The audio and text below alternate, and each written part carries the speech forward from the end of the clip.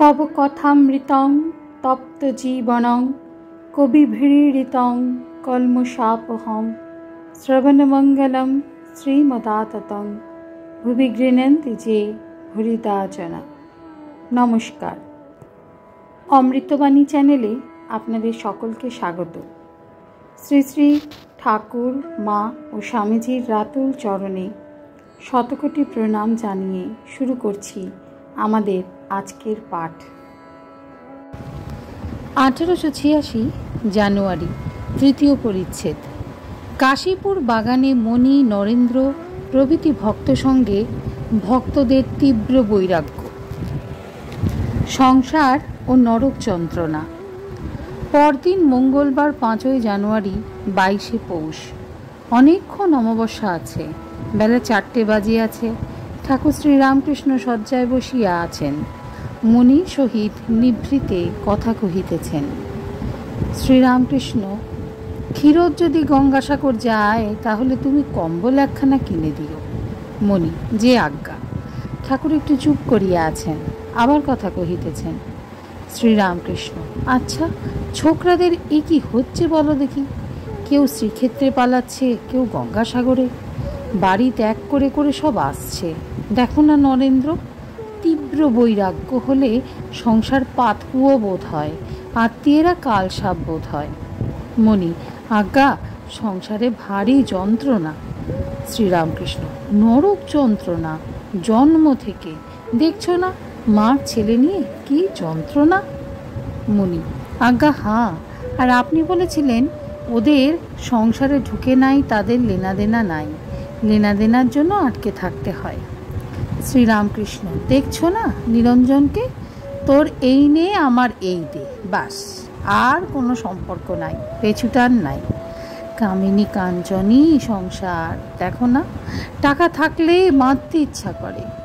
মণি হো হো করিয়া হাসিয়া ফেলিলেন, ঠাকুরও হাসিলেন। মণি: টাকা বার করতে অনেক হেসে বাসে। উভয়ের হাস্য। তবে দক্ষিণেশ্বরে বলেছিলেন ত্রিগুণাতীত হয়ে সংসারে থাকতে পারলে এক হয়। শ্রীরামকৃষ্ণ: হ্যাঁ, বালকের মতো।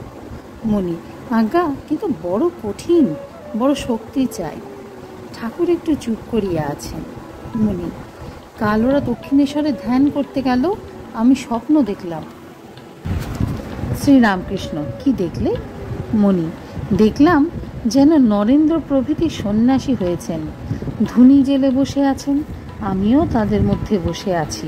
ওরা তামাক খেয়ে ধোঁয়া মুখ দিয়ে বার করছে, আমি বললাম গাঁজার ধোঁয়ার গন্ধ।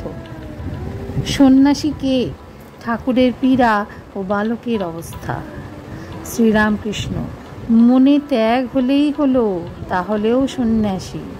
ঠাকুর চুপ করিয়া আছেন, আবার কথা কহিতেছেন। শ্রীরামকৃষ্ণ: কিন্তু বাসনায় আগুন দিতে হয়, তবে তো। মণি: বড়বাজারে মারোয়ারিদের পণ্ডিতজিকে বলেছিলেন ভক্তি কামনা আমার আছে, ভক্তি কামনা বুঝি কামনার মধ্যে নয়? শ্রীরামকৃষ্ণ: যেমন হিঞ্চে শাক শাকের মধ্যে নয়, পিত্তদমন হয়। আচ্ছা, এত আনন্দ ভাব এসব কোথায় গেল? মণি: বোধ হয় গীতায় যে ত্রিগুণাতীতের কথা বলা আছে সেই অবস্থা হয়েছে। সত্য, রজ, তমগুণ নিজে নিজে কাজ করছে, আপনি স্বয়ং নির্লিপ্ত, সত্য গুণেতেও নির্লিপ্ত। শ্রীরামকৃষ্ণ: হ্যাঁ, বালকের অবস্থায় রেখেছে। আচ্ছা, দেহ কি এবার থাকবে না?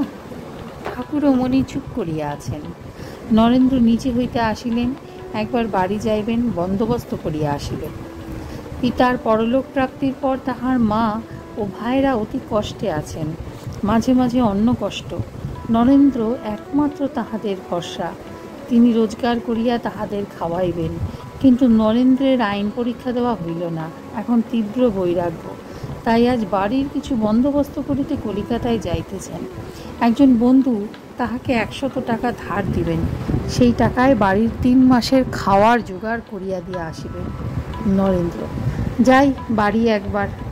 মণির প্রতি: মহিম চক্রবর্তীর বাড়ি হয়ে যাচ্ছি, আপনি কি যাবেন? মণির যাইবার ইচ্ছা নাই। ঠাকুর তাহার দিকে তাকাইয়া নরেন্দ্রকে জিজ্ঞাসা করিতেছেন, কেন? নরেন্দ্র: ওই রাস্তা দিয়ে যাচ্ছি, তার সঙ্গে বসে একটু গল্প টল্প করব। ঠাকুর একদৃষ্টে নরেন্দ্রকে দেখিতেছেন। নরেন্দ্র: এখানকার একজন বন্ধু বলেছেন আমায় 100 টাকা ধার দিবেন, সেই টাকাতে বাড়ির 3 মাসের বন্দোবস্ত করে আসব।